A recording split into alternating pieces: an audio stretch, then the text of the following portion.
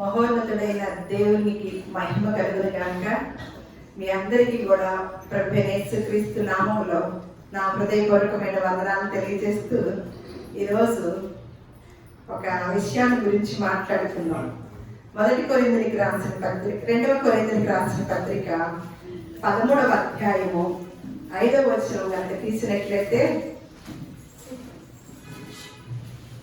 2 కొరింథీయులకు రాసిన పత్రిక 13వ అధ్యాయము 5వ వచనం. మీరు విశ్వాసం గలవారై ఉన్నారో లేదో మిమ్మును మీరే శోధించుకొని చూచుకొనుడి, మిమ్మును మీరే పరీక్షించుకొనుడి.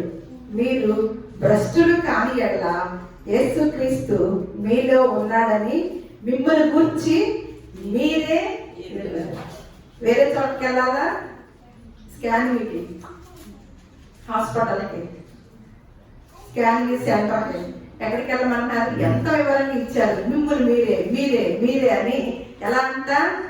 మిగతా అనారోగ్యానికి సంబంధించి అన్ని కూడా మనం ఏదో ఒక మిషన్కి అప్పు చెప్తాము, ఆ మిషన్ ద్వారా మనకు తెలియజేస్తూ ఉంటది. కానీ మనకున్న విశ్వాసం అంతా ఎవరు పరీక్షించుకోవాలండి? మనమే పరీక్షించుకోవాలంట. నాకు అసలు చాలా ఆశ్చర్యం వేసింది. మీరు విశ్వాసము గలవారై ఉన్నారో లేదో ఎవరు పరిశీలించుకోవాలండి? మరి విశ్వాసులు అనే వాళ్ళు చాలా మంది ఉన్నారు కదా, మరి వాళ్ళందరూ విశ్వాసులేనంటారా అనేది కనుక ఆలోచిస్తే, లేఖనాలను బట్టి చూస్తే తప్పకుండా తెలుస్తుంది అనమాట. ఈరోజు అదే విశ్వాసము గురించి చెప్పాలని దేవుని యొక్క పరిశుద్ధాత్మ ప్రేరేపణ కలిగి ఇలా నిలవబడటం జరిగింది. దానికి ముందుగా ఒక ఉపమానాన్ని తెలియజేద్దామని అనుకుంటున్నాను. ఒక రాజుగారు కొలువై ఉన్న సమయంలో ఒక వ్యక్తి ఆ రాజ్య సభలోకి వచ్చి తను వస్తూ 2 వజ్రాలను తీసుకొచ్చాడనమాట. తీసుకొచ్చి, రాజా, ఇందులో ఒకటి ఒరిజినల్ వజ్రము, ఒకటి నకిలీది.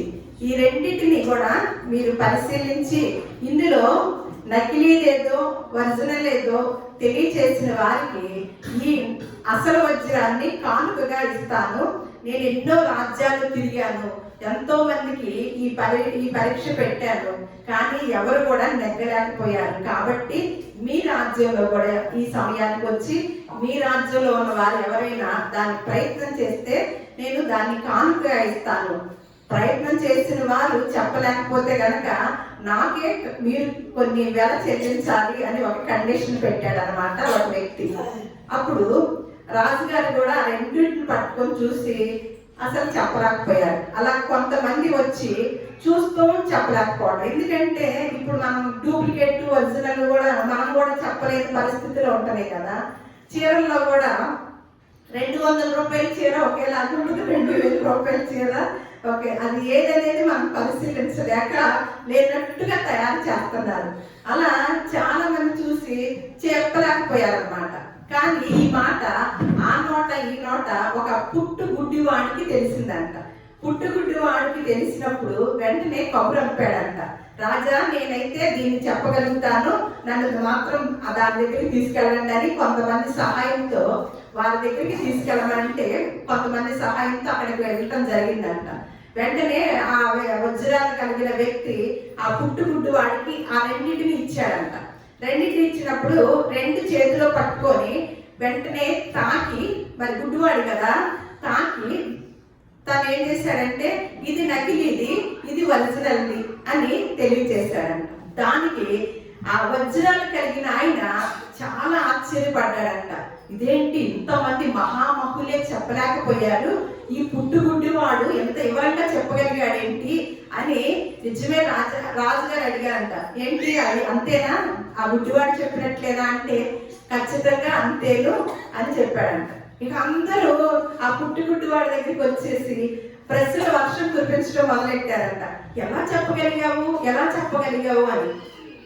అప్పుడు వాడు ఒక మాట అన్నాడంట, ఒరిజినల్ వజ్రము ఏ వాతావరణానికైనా అస్సలు స్పందించదు, ఏటిని కూడా దానిలోకి తీసుకోదు. నకిలీది వేడిగా ఉంది, ఇదైతే మామూలుగా ఉంది. నకిలీ వజ్రం అంట వేడి తగిలిందంట, ఎండలో పెడితే ఎండ వేడి తగిలిందంట, చలిలో పెడితే మరి అది గాజుది అని. ఒరిజినల్ అయితే ఏ వాతావరణంలో పెట్టినా అది ఒరిజినల్ గానే, అది ఎక్కడ ఏ మార్పు కూడా కనపడదంట. అలాగే ఒరిజినల్ విశ్వాసులు కూడా ఎన్ని ఇబ్బందులు వచ్చినప్పటికీ, ఎంత పరిస్థితులు తారుమాయమైనప్పటికీ కూడా తన ఒరిజినాలిటీని, తనకున్న విశ్వాసాన్ని ఎక్కడ కూడా తీసిపోలేదన్నమాట.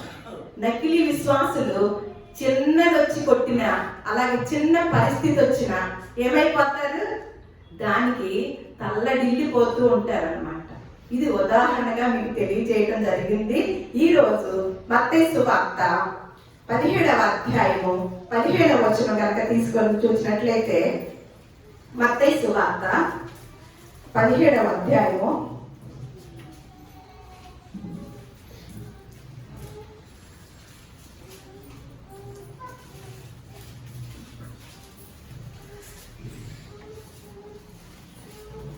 20వ వచనం నుంచి నేను చదువుతున్నాను. దాని పై భాగం మనం తర్వాత చదువుదాం. ఇప్పుడు ఇది చదివాక, మీ అల్ప విశ్వాసము చేతనే మీకు ఆవగించంత విశ్వాసం ఉండిన ఎడల ఈ కొండను చూచి ఇక్కడ నుండి అక్కడికి పంపనగానే అది పోవును. మీకు అసాధ్యమైనది ఏది ఉండదని నిశ్చయముగా మీతో చెప్పుచున్నాను అని వారితో చెప్పిననమాట. ఎందుకంటే ఒక రోగి అయి ఉన్న వారిని, చాంద్ర రోగి అయి ఉన్న వారిని ఎవరి దగ్గరికి తీసుకొచ్చారంటే శిష్యుల దగ్గరికి తీసుకొచ్చారంట. తీసుకొచ్చినప్పుడు ఆ పై వచనాలు చదివితే కనుక మనకు అర్థమైంది అనమాట. ప్రభువా, నా కుమారుని కరుణింపుము, వాడు చాంద్రరోగి అయి మిక్కిలి బాధపడుచున్నాడు. ఎలాగనగా అగ్నిలోను నీడలోను తరచుగా పడుచున్నాడు. నీ శిష్యుల యొద్దకి వారిని తీసుకొని వచ్చితిని, కానీ వారు వారిని స్వస్థపరచ లేకపోయేది అని చెప్పాడంట. అప్పుడు అందుకు యేసు ఇప్పుడు చెప్తున్న మాట శిష్యుడికి అన్నమాట.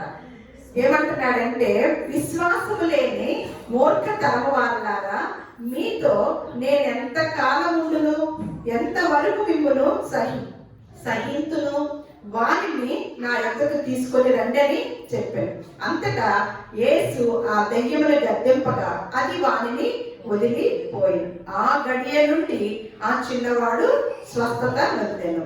తరువాత ఇది చూసిన శిష్యులు ఏం చేశారంటే గురువు గారి దగ్గరికి వెంట వెళ్ళి ఏకాంతంగా ఉన్నప్పుడు అంట. తరువాత శిష్యులు ఏకాంతంగా యేసు వద్దకు వచ్చి, మేమెందుకు దానిని వెళ్ళగొట్టలేకపోయాము, నీతో ఇన్ని సంవత్సరాలు తిరుగుతున్నాం అది ఇన్ని రోజుల నుంచి, అయినప్పటికీ ఎవరి దగ్గర తీసుకొచ్చాడు ఆ తండ్రి, శిష్యుల దగ్గరికే తీసుకొచ్చాడు, కానీ వారు స్వస్థత చేయలేకపోయారు, దెయ్యాన్ని వెళ్ళగొట్టలేకపోయారు. మరి మాకెందుకు అసాధ్యమైంది ప్రభువా అని అడిగారు అనమాట శిష్యులు. ప్రభు గారు ఏకాంతంగా ఉన్నప్పుడు వెంటనే యేసుక్రీస్తు వారు చెప్తున్న మాట చూద్దాం. మీ అల్ప విశ్వాసము చేతనే, మీ అల్ప విశ్వాసం. ఫుల్ భోజనం అల్పాహారం అంటారు. ఫుల్ భోజనంలో ఏముంటది, అన్ని రకాలు ఉంటాయి. అల్పాహారం అంటే కొద్దిగానే ఉంటుంది. ఇప్పుడు విశ్వాసం ఎంతవరకు ఉంది వీళ్ళకి, అల్పాహారంలోనే ఉందన్నమాట. అందుకే ఏమంటున్నాడు, మీ అల్ప విశ్వాసము చేతనే మీరు వదిలించలేదు కాబట్టి అని అంటూ, మీకు ఆవగించంత విశ్వాసం ఉండిన ఎడల ఈ కొండను చూచి ఇక్కడ నుండి అక్కడికి పంపనగానే అది పోవును. మీకు అసాధ్యమైనది ఏది ఉండదని ఎలా చెప్పాడండి, నిశ్చయముగా మీతో. ఆవగించంత విశ్వాసం అంటే ఇక్కడ ఉన్న వారందరికి ఉందంటారా, ఉందా? అమ్మో, ఆవగించ కన్నా ఎక్కువ ఉందంట సులోచనకి. ఆవగింజ అంత ఉందా అన్న, ఆవగింజ అంత ఉందా, గుమ్మడికాయ అంత ఉందా? ఈ మాటలు పట్టుకొని చాలా మంది ఏమంటారంటే, యేసుక్రీస్తుల వారు ఆవగింజంత ఉంటేనే చాలని అన్నాడు కదా, నా దగ్గర ఎంత గుమ్మడికాయ ఎంత విశ్వాసం ఉంది, ఎందుకు చేయలేడు?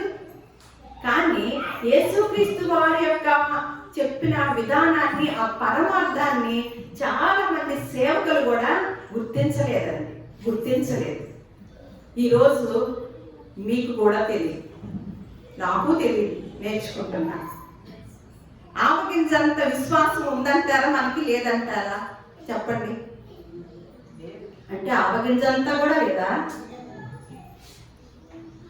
ఆవగింజంత విశ్వాసం ఉందా? ఆవగింజంత విశ్వాసం, అసలు ఆవగింజంత విశ్వాసం కూడా లేకుండా దేవుని సన్నిధానానికి వచ్చారా? ఉందా? ఎంత ఉందండి పద్మ గారు? ఉందా? ఆవగింజంతే ఉంది, గుమ్మడికాయ ఎంత లేదు. అవునా? మరి ఇంకొక చోట చూద్దాం. దేంటో ఇంకొక చోట కూడా చెప్పారు ఇదే మాటని. మత్తయి సువార్త 13వ అధ్యాయము 31వ వచనం చూద్దాం. మత్తయి సువార్త. ఇక్కడ అలా చెప్పిన ఆయన ఇక్కడ ఉపమానంగా చెప్తున్నాడు అన్నమాట. యేసుక్రీస్తు వారే ఇక్కడ శిష్యుల్ని గద్దించినట్లు మాట్లాడిన యేసుక్రీస్తు వారు ఇక్కడ ఉపమానంగా చెప్తున్నారు. ఆయన మరి యొక్క ఉపమానము వారితో చెప్పారు. పరలోక రాజ్యము ఒకడు తీసుకొని తన పొలంలో విత్తిన ఆవగింజను పోలి ఉన్నది.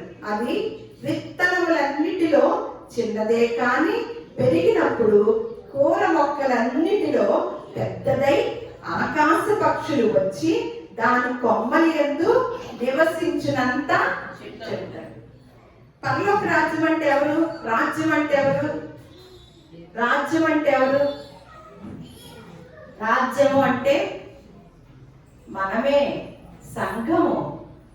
అయితే ఆ పరలోక రాజ్యం అంటే ఒకటి తీసుకొని తన పొలంలో విత్తిన ఆవగింజను పోలి ఉన్నది. విత్తడం అంటే ఏమి విత్తడం? ఏమి విత్తుతున్నారు ఇప్పుడు? వాక్యం విత్తుట వల్ల మనకి, అందుకనే రోమపత్రిక ఏముంటది? వినుట వల్ల విశ్వాసము కలుగును. అది కూడా క్రీస్తు మాటలై ఉన్న ఎడల విశ్వాసం అన్నమాట. ఇక్కడ ఏమంటున్నాడు? అది విత్తబడి విత్తిన ఆవగింజను పోలి ఉన్నది. అది విత్తనములన్నిటిలో చిన్నదే కానీ, ఫస్ట్ ఎలా ఉంటది? విత్తనములన్నిటిలో, మీరు చాలా జాగ్రత్తగా వినాలి. విత్తనములన్నిటిలో చిన్నదే కానీ కూర మొక్కల అన్నిటిలో ఏమవుతుందంట? అది ఆవాలంటే ఎక్కడ ఉంటాయండి? పోపుల డబ్బాలోనే కదా, వంటగదిలో ఉంటుంది, మనకు అవసరమైన వస్తువు. కానీ విత్తేటప్పుడు అది ఎలా ఉంటుందంట? చిన్నదే కానీ అది విత్తిన తర్వాత ఏమవుతుందంట? కూర మొక్కలన్నిటిలో కూడా ఎలా ఉంటుందంట? పెద్దది. ముందు విత్తేటప్పుడు ఆవగింజ చిన్నదే కానీ విత్తబడిన తర్వాత ఏమవుతుంది? కూర మొక్కలన్నిటిలో కూడా ఏమవుతుంది? పెద్దది. ఇప్పుడు ఎంత విశ్వాసం ఉందండి? మాట, వాక్యము విత్తబడింది. మొట్టమొదటిగా నమ్మాం, విత్తబడింది, వాక్యం విన్నాం. తర్వాత అది విత్తాక ఏం జరుగుతుంది? చెట్టు అవుతుంది కదా. అది కూడా ఎలా ఉందంటున్నాడు? కూర మొక్కలన్నిటిలో కూడా పెద్దది. అప్పుడు మనము మొట్టమొదటిగా దేవుని యొక్క వాక్యము విత్తబడినప్పుడు ఆవగింజలాగానే విత్తబడింది, చిన్నది కానీ కూర అన్నిటిలో కన్నా చిన్నది విత్తబడేటప్పుడు. కానీ విత్తబడిన తర్వాత ఏమని చెప్తున్నారండి? నిజంగా యేసుక్రీస్తు వారి యొక్క ఉపమానాలండి ఎంత అర్థవంతంగానో ఎంత వివరంగానో ఉంటాయండి అర్థం చేసుకున్న వారికి. ఏమంటున్నాడు? కూర ముక్కలన్నింటిలో కూడా పెద్దదై తర్వాత ఏమవుతుందంట? వాటి మీదకి ఎటువంటి పెద్దదైందంట? మళ్ళా ఆకాశ పక్షులు వచ్చి చుట్టక్కల ఎక్కడంట? దాని కొమ్మలి యందు నివసించునంత చెట్టు అవుతుంది. ఆవగింజలో ఏం చూస్తున్నామంటే మనము ఎంత విశ్వాసం చూస్తున్నాము అంటే అమ్మయ్య యేసుక్రీస్తు వారు ఆవగింజంత విశ్వాసం ఉంటే చాలు అన్నాడు కాబట్టి ఎంత విశ్వాసం ఉందో మా దగ్గర అని చూసాం కదా, అనుకున్నాం కదా. ఇప్పుడు వివరణ ఎలా ఇస్తున్నాడు? కూర మొక్కలన్నిటిలో కూడా అది విత్తినాక పెద్దదయ్యి ఆకాశ పక్షులు వాటి కొమ్మలను నివసించినంత చెట్టు అవుతుంది. మన దగ్గర ఎంతమంది మనం విన్న తర్వాత వాక్యాన్ని మన దగ్గరకు వచ్చి ఎంతమంది నేర్చుకుని ఎంత వృక్షం అయ్యాము, చెట్టు అయ్యాము, ఎంతమందికి ఆశ్రయించే చెట్టు అయ్యాము. అసలు ఆవగింజ అంతే లేదు కదా ఇప్పుడు, అర్థమైందా? మనం ఏమనుకుంటున్నాము? అబ్బా చిన్న గింజలు పోల్చి మన విశ్వాసాన్ని తెలియచేశారు యేసుక్రీస్తు వారు. అబ్బా ఎంత హాయిగా ఉందోనండి, అది చాలు కదా, ఆవగింజ అంత ఎందుకు లేదు, ఎక్కువే ఉంది అనుకున్నాం కదా ఇప్పుడు దాకా. అయితే దాన్ని ఎలా వివరిస్తున్నారు? చెట్టు అయ్యి కూర మొక్కలన్నిట్లో పెద్దదయ్యి ఆ చెట్టు కొమ్మలన ఆకాశ పక్షులు వచ్చి సేద తీర్చుకునే అంత చెట్టు అవుతుంది అన్నాడు. ఇప్పుడుందా విశ్వాసం? ఆవగింజ అంత ఎంతమంది వచ్చి మన దగ్గరికి వచ్చి సేద తీర్చుకుంటున్నారండి మనం చెప్పే సువార్తను బట్టి? అంటే ఎంత విశ్వాసం ఉందండి మన దగ్గర? ఒక ఇంత పరిశీలన చేసుకోండి. నేను ముందే చెప్పాను కొరింథీయులకు రాసిన పత్రికలో, ఈ రోజు మనం టెస్ట్ చేసుకొని వెళదాం. ఎవరికి వాళ్ళు ఈ స్కానింగ్ ఎవరికి వాళ్ళు ఎలా చేసుకోవాలంటున్నారు? మిమ్మల్ని మీరే పరీక్షించుకున్న ఎడల మీరు విశ్వాసలో భ్రష్టులో తెలిసిపోతారంట. ఎలా తెలుసు? ఇప్పుడే తెలిసిపోతారు, వెంటనే ఇచ్చేస్తారు స్కానింగ్ రిజల్ట్. మనల్ని మనమే పరిశీలించుకున్న ద్వారా మనం విశ్వాసులమా భ్రష్టులమా? ఇప్పుడు ఆవగింజంత విశ్వాసం ఎంతమంది ఉందని చూడండి. మన మార్కు సువార్త 4వ అధ్యాయము 30వ వచనం చూద్దాం. మార్కు సువార్త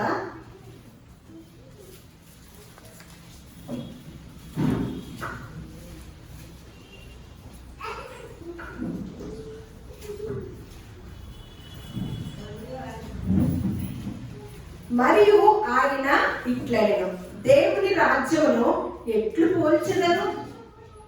ఎవరు? ఇందాక చెప్పాను, దేవుని రాజ్యం అంటే ఎవరు? దేవుని రాజ్యం అంటే ఎవరు? మనమే. ఏ ఉపమానముతో దానిని ఉపమించేదను? అది ఎలా ఉందంట? ఆవగింజను పోలి ఉన్నది. ఆవగింజ మళ్ళీ ఇక్కడ వివరంగా అన్నమాట మార్కు గారు రాస్తూ ఏమంటున్నాడు? ఆవగింజ భూమిలో విత్తబడినప్పుడు భూమి మీద ఉన్న విత్తనములన్నిటికంటే చిన్నదే కానీ, ఇంకా కొంచెం వివరణ ఇచ్చాడు కదా ఇక్కడ. ఏంటంట? అది విత్తబడినప్పుడు ఏమంట? భూమి మీద ఉన్న విత్తనములన్నిటికంటే చిన్నదే కానీ విత్తబడిన తరువాత అది మొలచి ఎదిగి, ప్రతి అక్షరాన్ని మీరు గమనించుతూ ఉంటారు. కొంచెం సేపు అక్కడ కంట్రోల్.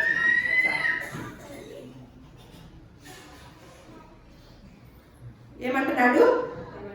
భూమి మీద ఉన్న విత్తనములన్నిటికంటే చిన్నదే కానీ విత్తబడిన తరువాత అది ఏమవుతుందంట? మొలచి తర్వాత ఎదిగి కూర మొక్కలన్నిటికంటే పెద్దదై తర్వాత గొప్ప గొప్ప కొమ్మలు వేయుడు గనుక అప్పుడు ఆకాశ పక్షులు దాని నీడను నివసింపగలవు. ఇక్కడ ఏంటి చూసాము? విత్తబడిన తరువాత అది మొలచి తర్వాత ఎదిగి తర్వాత పెద్దదై తర్వాత గొప్పదై. అర్థమైందా? ఆవగింజ విశ్వాసం అర్థమైందా? ఉందంటారా మరి? అందుకని శిష్యులు గారికి కూడా అప్పుడు వరకు అర్థం అవ్వలేదు. అప్పుడు వరకు కూడా ఆ విశ్వాసం అనేది తెలియలేదు అన్నమాట, అంత విశ్వాసం. అందుకని మళ్ళీ ఇంకో మాట చెప్తాడు లోకాసు వార్తలో, శిష్యుడికి నేర్పించుతూ వెళ్తున్నాడు అనమాట. ఉన్నంత కాలంలో లోకాసు వార్త 12వ అధ్యాయము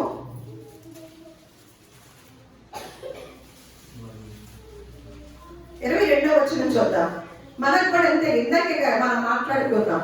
ఏమనంటే, అంతటా ఆయన శిష్యులతో ఇట్లనినంట, ఈ హేతువు చేత మీ విశ్వాసం ఎలా ఉందో తెలుసా అని, మీరు ఏమి తిందుమో అని మీ ప్రాణమును గుర్చేయను, ఏమి ధరించుకుందామో అని మీ దేహమును గుర్చేయను చింతింపకుడి. ఆహారము కంటే ప్రాణమును, వస్త్రము కంటే దేహమును గొప్పవి కావా అని కాకుల సంగతి చెప్తూ ఇక్కడ ఏమంటున్నాడంటే, తర్వాత వచ్చేసరికి 28కి వచ్చేసరికి మీరు తర్వాత అధ్యాయం చదవండి. నేడు పొలములో ఉండి రేపు పొయ్యిలో వేయబడు అడవి గడ్డిని దేవుడిలాగూ అలంకరించిన ఎడల, మళ్ళీ అంటున్నాడు ఏమని, అల్ప విశ్వాసులారా మీకు మరి ఎంతో నిత్యముగా వస్త్రములు ఇచ్చును కదా. మళ్ళీ ఏమని వాడుతున్నాడు పదాన్ని, శిష్యుల్ని. అందుకని వారికి అప్పటి వరకు కూడా విశ్వాస పరిమాణం పెంచుకోలేదన్నమాట. అందుకని ఏమంటున్నారంటే, మళ్ళా లోకాసు వార్తల్లోనే 17వ అధ్యాయంలో అంటున్నాడు. ఇక్కడ ఏమంటున్నాడు, అల్ప విశ్వాసులారా మీరు దీని గురించి ఎందుకు అసలు ముందు నా నీతిని రాజ్యాన్ని వెతకండి అని అక్కడ వివరించి అయితే వెంటనే శిష్యులకి అర్థమైంది అనమాట. అర్థమయ్యి అప్పుడు అంటున్నారంట. మళ్ళా లోకాసు వార్త 17వ అధ్యాయము 5-6 వచనాలు చూద్దాం. అప్పుడు ఏమంటున్నారంటే, అపోస్తలులు మా విశ్వాసము వృద్ధి పొందించమని ప్రభువుతో చెప్పగా, అప్పుడు వరకు శిష్యుల విశ్వాసము వృద్ధి పొందినట్లుగా ఉందా? లేదు. ఎందుకంటే వాళ్ళని వాళ్ళు అల్ప విశ్వాసులారా అని మీకు ఆవగించంత విశ్వాసం కూడా లేదు అని తెలియజేసి ఉపమాన రీతులుగా ఎంతో వివరించాక అప్పుడు అర్థమైంది అనమాట.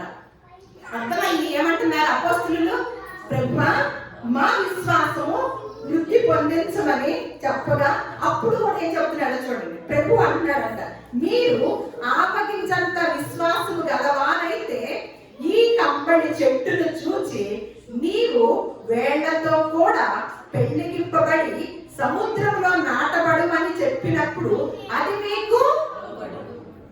అంటే ఈయన ఉపమాన రీతిగా చెప్తా ఉంటున్నాడు కదా. అంటే ఎంత సమస్య అంట, ఎంత సమస్య అయినప్పటికీ ఏమవుతుందంట, విశ్వాసం కనుక ఆవగించంత విశ్వాసం ఉంటేనంట ఎంత సమస్య అయినా, ఎంత ఇరుకులు ఇబ్బందులైనప్పటికీ వాటిని ఏం చేయొచ్చు అంటండి, జయించొచ్చని తెలియచేస్తున్నాడు అనమాట. తెలియచేస్తున్నాడు చాలా. అందుకనే మీరు మీ విశ్వాసాన్ని అంచెలంచెలుగా ఎదగాలని తెలియజేస్తున్నాడు. విశ్వాసం కలిగి ఉన్న ఒక స్త్రీని ఈరోజు చూసి మనం ముగించుకుందాము కొన్ని మాటలు విని. విశ్వాసము ఎటువంటి విశ్వాసం కలిగి ఉందో, ఎందుకంటే ఏ మాట చెప్పినప్పటికీ కూడా దానికి జీవించిన వారి యొక్క జీవితాలను కూడా మనం పరిశుద్ధ గ్రంథంలో చూస్తాం అన్నమాట. ఆవగించంత విశ్వాసం గురించి చెప్పారు కదా. మళ్ళా శిష్యులు కూడా మేము విశ్వాసంలో అభివృద్ధి చెందాలంటే ఏం చేయాలని చెప్పినప్పుడు దాన్ని కూడా వివరించారు కదా. అలా జీవించిన వారు, అంత విశ్వాసం కలిగిన జీవించిన వారు ఉన్నారు అంటే ఉన్నారు, రాసి పెట్టి ఉంచారు. కాబట్టి వారిని కూడా ఒకసారి మననం చేసుకుందాము. మత్తయి సువార్త 15వ అధ్యాయము 21 నుంచి 28 వరకు చూద్దాం. మత్తయి సువార్త 15వ అధ్యాయము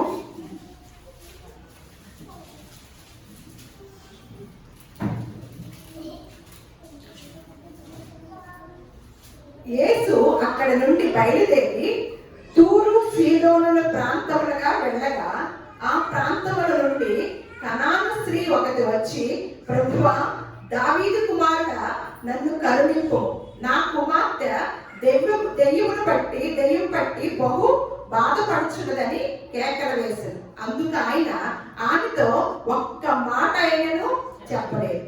అప్పుడు ఆయన శిష్యులు వచ్చి, ఈమె మన వెంబడి వచ్చి కేకలు వేయించున్నది కనుక ఈమెను పంపివేయమని ఆయనను వేడుకొనగా, ఆయన ఇశ్రాయేలు వారై నశించిన గొర్రెల యొద్దకే గాని మరి ఎవరి వద్దకును నేను పంపబడలేదని అనను.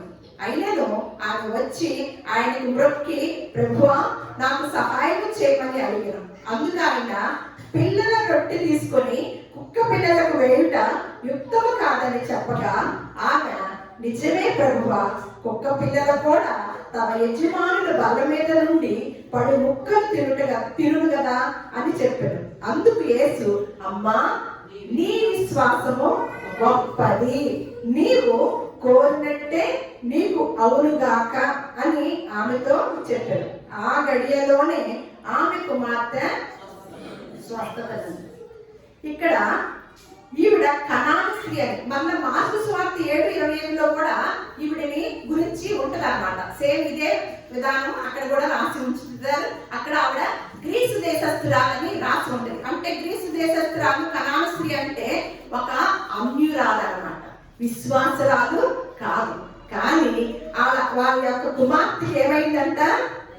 దెయ్యం పట్టిందంట. బహు బాధపడుచుందని ఏమని వచ్చింది? యేసు ప్రభు వారి దగ్గరికి వచ్చిందండి. ఎలా వచ్చింది? సైలెంట్ గా వచ్చిందా? ఆ నోట ఈ నోట విందనమాట. యేసుక్రీస్తు వారు ఎన్నో అద్భుతాలు చేస్తున్నాడు, దెయ్యాలను వెళ్ళగొడుతున్నాడు, అనారోగ్యాలను స్వస్థపరుస్తున్నాడు, ఎంతో మందికి చూపును కాళ్ళను ఇస్తున్నాడు అని విని ఒక అన్యురాలైన ఒక కనాను స్త్రీ వచ్చిందంట. తన కుమార్తెకు దెయ్యం పట్టిందని కేకలు వేయచ్చు. ఏమంది? కేకలు వేయి, నా కుమార్తె దెయ్యం పట్టి బహు బాధపడుచున్నదని కేకలు వేసిందంట. మాట్లాడాల. దీని గురించి మనం వివరంగా వింటే అర్థమవుతుందండి. ఏం చేస్తుంది? కేకలు వేస్తుందంట. కేకలు వేస్తుంటే వినపడంగా యేసు ప్రభు వారికి వినపడే ఉంటుందా? పక్కన ఉన్న శిష్యులకంట బాగా వేస్తుందంట. యేసు ప్రభు వారు ఏమన్నా ఏమి అందుకైన ఆమెతో ఒక్క మాట అయినను చెప్పలేదంట. మరి కేకలు వేస్తుంది కదా, అయినా ఒక్క మాట కూడా మాట్లాడకుండా ఉన్నాడు. మనం ఎన్ని మార్లు కేకలతో ప్రార్థన చేశామండి? ఎన్ని మార్లు చేసి ఉంటాము? అన్ని జరుగుతున్నాయా? ఒక్క మాట అయినా చెప్పాడా యేసుక్రీస్తు వారు? చెప్తున్నారా? అప్పుడప్పుడు చెప్పటలేదు కదా. ఎన్నో సమస్యలు, ఎన్నో ఇరుకులు, ఇబ్బందులు ఉంటున్నాయి. కొన్ని కుటుంబాల్లో ఎంతో క్లిష్ట పరిస్థితులు కూడా ఉన్నాయి. ఎంతో కేకలతో ప్రార్థన చేసిన సందర్భాలు ఉన్నాయి. అయినప్పటికీ కూడా ఒక్క మాట కూడా, ఒక జవాబు కూడా దొరకని సందర్భాలు కూడా మనం చూస్తూ ఉన్నాం. ఇక్కడ ఒక అన్యురాలైన కనాను స్త్రీ తన కుమార్తె కొరకు వచ్చి కేకలు వేస్తుందంట. కానీ వింటానే ఉన్నారు. ఒక్క మాట అయినా ఆయన మాట్లాడలేదంట. అప్పుడు పక్కన ఉన్న ఈ శిష్యులకు డిస్టర్బెన్స్ అయిపోతుందంట. ఏమంటున్నారు? అప్పుడు ఆయన శిష్యులు వచ్చి, ఈమె మన వెంబడి వచ్చి కేకలు వేయించున్నది కనుక ఈమెని పంపివేయమని ఆయనను వేడు. అమ్మో, ఈ కేకలు వెళ్ళలేకపోతున్నాం ప్రభువా, ఇవి మన ఎంతబడి వచ్చేస్తుంది, మనం ఎక్కడికి వెళ్తే అక్కడికి ఇవి ముందు పంపించేసి ఈ కేకలు వెళ్ళలేకపోతున్నాం ప్రభువా అని వేడుకున్నారంట శిష్యులు. చూడండి, అంటే దేవుడు అనేవాడు హృదయ అంతరంగములైన దేవుడు. ఈ కనాను స్త్రీ హృదయంలో ఏ వేదన, బాధ ఉందో, ఎటువంటి విశ్వాసం కలిగి ఉందో గమనించలేదంటారా? గమనించాడు. అయినా కూడా ఎలా ఉన్నాడు?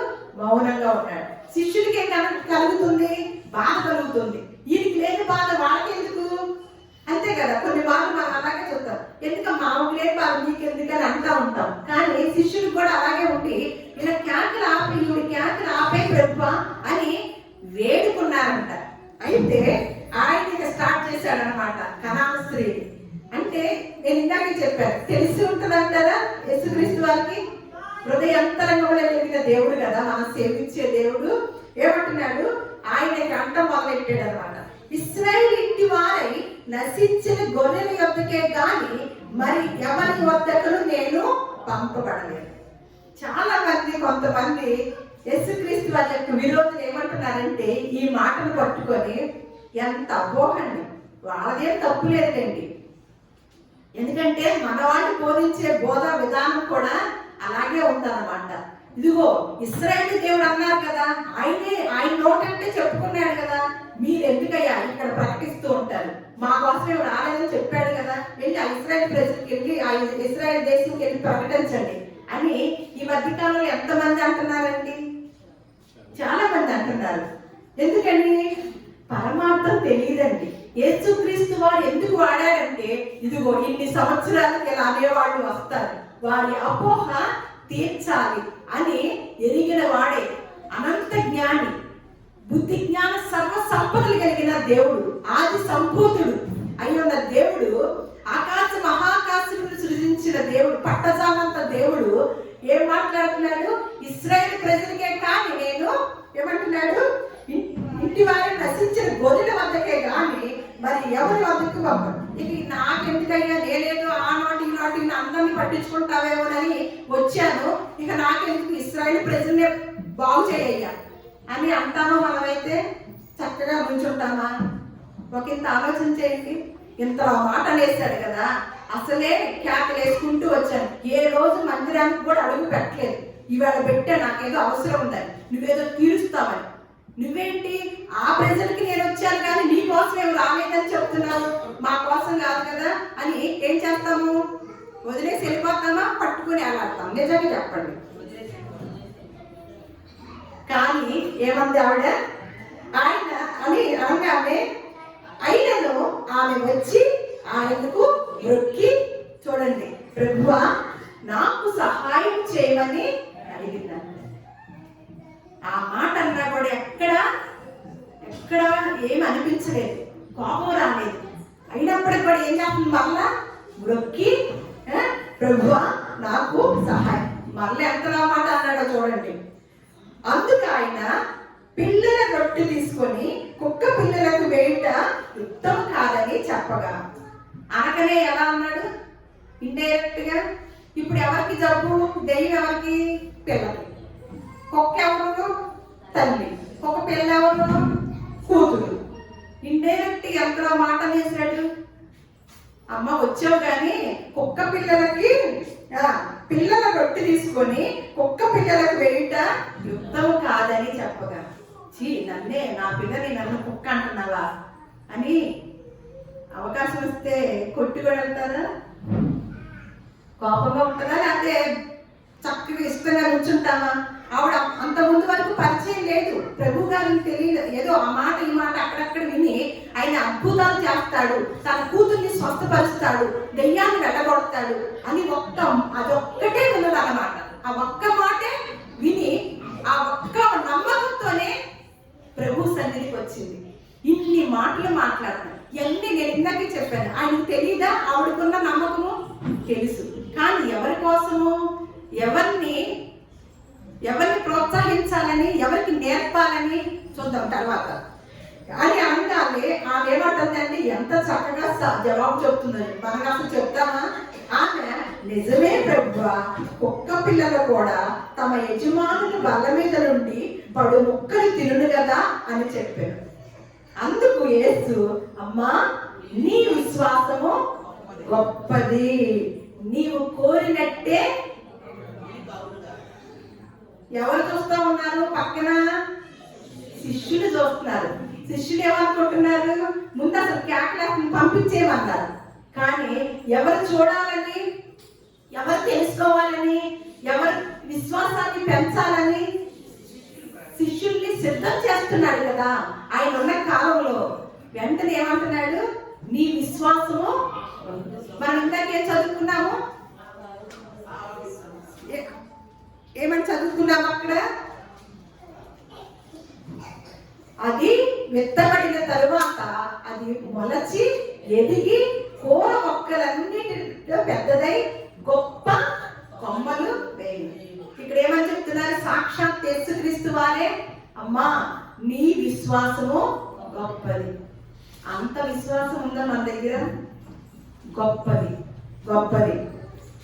అందుకనే కొంతమంది ఎటువంటి విశ్వాసంతో ఉండి దేవుని పక్షాన నిలబడి చచ్చిపోవటానికైనా సిద్ధపడిన వారిని మనం చాలా మందిని చూస్తాము. అదంతా సందర్భం కాదు, కానీ ఒక్క వ్యక్తిని చూద్దాము. దానియేలు గ్రంథము 3వ అధ్యాయము 17వ వచనము. దానియేలు గ్రంథము 3వ అధ్యాయము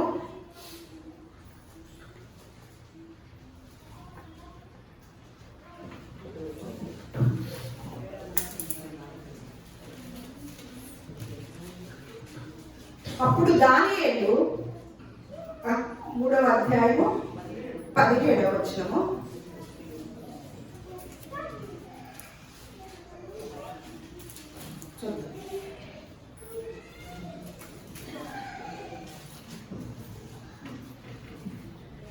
ఇక్కడ చూద్దాము. ఇదంతా మీరు తర్వాత చదువుకోండి, అక్కడ పరిస్థితి అంతా కూడా మీకు తెలుసు కాబట్టి 17వ వచనం చూద్దాం. మేము సేవించుచున్న దేవుడు మండుచున్న వేడిమి గల ఈ అగ్నిగుండంలో నుండి మమ్మను తప్పించి రక్షించుటకు సమర్థుడు, మరియు నీ వశమున పడకుండగా ఆయన మమ్మను రక్షించును అని చెప్తూ, ఆయనకు దేవుని గొప్పతనాన్ని చెప్తూ, ఒకవేళ ఆయన రక్షింపకపోయినను రాజా నీ దేవతలను మేము పూజింపమనియు నీవు నిలువబెట్టించిన బంగారు ప్రతిమకు నమస్కరింపమనియు తెలుసుకొనుము అని చెప్పారు. ఏం చేస్తున్నారు? ఎందులో అయిపోతున్నారు? దానియేలు ఫ్రెండ్స్ ని, దానియేలుని అగ్నిలో వేయడానికి సిద్ధంగా ఉన్నారు. చచ్చిపోవటానికి సిద్ధంగా ఉన్న వారు మాట్లాడుతున్న మాట అండి. మేము సేవించుతున్న దేవుడు ఈ అగ్నిలో వేసినప్పటికి కూడా మమ్మల్ని రక్షించగలిగిన సమర్థుడు. ఒకవేళ రక్షించలేకపోయినప్పటికీ కూడా, మేము మా చావి శరణ్యమైనప్పటికీ కూడా నీవు చేయించిన ఈ ప్రతిమకు మేము నమస్కారము చేయము. మాకు ఒక సిద్ధాంతం ఉంది, మాకు ఒక విశ్వాసం ఉంది, మాకు ఒక మార్గాన్ని తెలియజేశాడు దేవుడు. దానిలో నుంచి మేము ఎప్పుడు కూడా తొలగి రాము అని చనిపోవటానికి కూడా నిలబడిన వారు నిలబడినప్పుడు ఏం జరిగిందండి? అక్కడ ఖచ్చితంగా దేవుని యొక్క కృప అక్కడ ఉంటదండి. ఆ నలుగురిని కూడా రక్షించాడన్నమాట, ముగ్గురు స్నేహితులు కూడా. తర్వాత 4వ వాడిగా దేవుడు అక్కడ దూత కనపడుతుందని మనం ఈ అధ్యాయంలో చదువుతాం. చూడండి ఎంత విశ్వాసం అంటే, మనకి ఆవగింజంత విశ్వాసం అంటే ఎంత దాకా రావాలండి? తర్వాత శిష్యులు తర్వాత ఎదిగారండి. ఎదిగి వారు ఎన్నో పాఠాలు మరలా మన కోట్లకి చెప్పడం కూడా జరిగింది. అందులో ఎఫెసీయులకు రాసిన పత్రిక 4వ అధ్యాయము 11వ వచనంలో, మనమందరము విశ్వాస విషయంలోను దేవుని కుమారుని గూర్చిన జ్ఞానం విషయంలోను ఏకత్వము పొంది సంపూర్ణ పురుషుల వరకు మనము ఎదగాలంట. ఏమని చెప్తున్నారండి? ఎఫెసీయులకు రాసిన పత్రిక ఎవరు రాశారండి? ఎఫెసీ సంఘానికి ఎవరు రాశారు? పౌలు, అపొస్తలుడైన పౌలు రాశారు. ఆ పౌలు గారు చెప్తున్న మాట ఏమంటున్నాడు? దేవుని గురించిన జ్ఞానం విషయంలోను విశ్వాస విషయంలోను. అలాగే 2వ తెస్సలోనికీయులకు రాసిన పత్రిక 1వ అధ్యాయము 3వ వచనం, ఏలయనగా మీ విశ్వాసము బహుగా అభివృద్ధి పొందుచున్నది. మన విశ్వాసము రోజు రోజుకి అభివృద్ధి పొందుతుందా? రోజు రోజుకి తగ్గిపోతుందా? ఏమంటున్నాడు? మిమ్మల్ని మీరే పరీక్షించుకోండి, తెలుసుకోండి. మన హెబ్రీయులకు రాసిన పత్రిక 11వ అధ్యాయము 1వ వచనం, విశ్వాసం అన్నది నిరీక్షింపబడి వాటి యొక్క నిజ స్వరూపమును అదృశ్యమైనవి ఉన్నవాటుకు రుజువునై ఉన్నది అని శిష్యులు ఎదిగిన విధానాన్ని చెప్తూ, మళ్ళీ ఒక 2వ పేతురు రాసిన పత్రిక 1వ అధ్యాయం 1వ వచనంలో పేతురే చెప్తున్నాడు అనమాట. యేసుక్రీస్తు వారి శిష్యుల్లో పేతురు కూడా ఒక వ్యక్తేనా? ఆ శిష్యుడు చెప్తున్న మాట ఏమనంటే, యేసుక్రీస్తు దాసుడను అపోస్తలుడైన సీమోను పేతురు మన దేవుని యొక్కయు రక్షకుడైన యేసుక్రీస్తు యొక్కయు నీతిని బట్టి మా వలనే అమూల్యమైన విశ్వాసం పొందిన వారికి శుభమని చెప్పి రాయినది. లేఖ రాశాడనమాట. తెస్సలోనికీయులకు రాసిన సంఘానికి రాసిన లేఖలో మా వలనే ఏమంటున్నాడు? అమూల్యమైన విశ్వాసము పొందిన వారికి. మన విశ్వాసాన్ని ఏం చేయాలండి? మన విశ్వాసాన్ని ఎలా ఉండాలి? ఇప్పుడు ఎంత ఉంది విశ్వాసం? తెలియవచ్చారు. మన విశ్వాసం ఎంత ఉందండి? ఆవగింజ ఎంత ఉందా? కూరగాయ ఎంత ఉందా? ఎంత అవ్వాలి? ఇంకా చాలా మంది ఉన్నారనమాట. మనం ఒక్క స్త్రీ గురించి చెప్పుకున్నాము. మత్తయి వార్తలో శతాధిపతి ఉంటాడు. శతాధిపతి 100 మందికి అధిపతి. ఆయన ఏమంటున్నాడు తెలుసా? నా దాసుడు అనారోగ్యంతో ఉన్నాడు కాబట్టి ప్రభు దగ్గరికి వచ్చి నీవు మాట మాత్రం సెలవిస్తే చాలయ్యా, ఇంటికి రావక్కర్లా, ఇంటికి వస్తే మేము పాత్రలము కాదు, నీ యొక్క ఆ పాదాలు వేసినప్పుడు అంత అర్హులము మేము కాదు, నీవు ఇక్కడే ఉండి మాట మాత్రము సెలవిస్తే చాలు. వెంటనే ఏమన్నాడు, ఇశ్రాయేలులో ఇటువంటి విశ్వాసము నేను చూడలేదు. ఆయన తనకున్న విశ్వాసాన్ని బట్టి, అధికారి అయిన శతాధిపతి అయిన ఆయన విశ్వాసాన్ని బట్టి ఆశ్చర్యపోయాడంటే, ఆశ్చర్యపోయి ఇశ్రాయేలులోనే నేను ఇలాంటి విశ్వాసము చూడలేదు, నీ విశ్వాసము గొప్పది, పెద్దదై గొప్పదై. ఎంతమందికి మనం ఆశ్రయించుతున్నాం? ఆవగింజ అనగానే అంత ఉంటే చాలని మనం కొనసాగుతున్నాము మన జీవితాన్ని. పెద్ద చెట్టు ఆ కొమ్మల్ని ఎంతమంది ఆశ్రయాన్ని కొమ్మలుగా చేసి ఉంచుతున్నాం, ఎంతమంది మన నీడలో ఉంటున్నారు అనేది మనం ఈరోజు పరిశీలించుకుంటే, మిమ్మల్ని మీరు పరిశీలించుకునే ఎడల మీరు విశ్వాసులో లేక భ్రష్టులో, అవిశ్వాసులు కూడా వాడాల తెలుసుకోవాలని పౌలు గారు సెలవిచ్చారు. దేవుడి మాటలు మన హృదయాల్లో ఫలింప చేయగాక.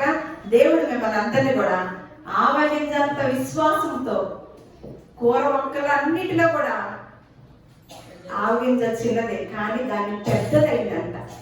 విత్తనాలన్నింటిలో చిన్నదే అయినప్పటికీ విత్తబడినప్పుడు అది పెద్దదైందంట. కూర మొక్కలన్నిటిలో కూడా పెద్దదై అది ఎదిగి గొప్ప కొమ్మల్ని వేస్తూ అనేక పక్షులకి, ఆకాశ పక్షులకి ఆ కొమ్మల నీడలో నివసించేంత చెట్టు అయ్యిందంట. అటువంటి ఆశీర్వాదము కూడి వచ్చిన మనందరికీ కూడా దేవుడు బహుగా అనుగ్రహించునుగాక.